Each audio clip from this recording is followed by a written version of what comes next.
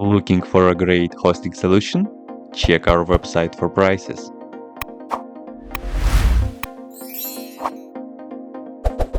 First, what you need to do is to update the server packages. You can do this by the following command.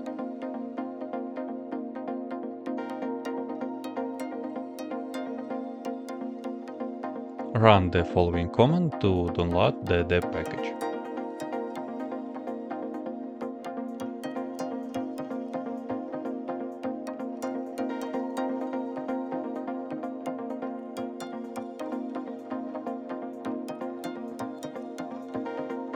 Once download is complete, you can install Viber with the following command.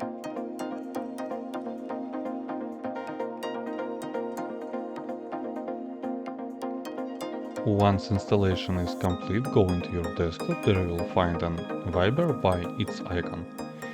You can start work with it. That's it. If you have any question, please leave them in comments.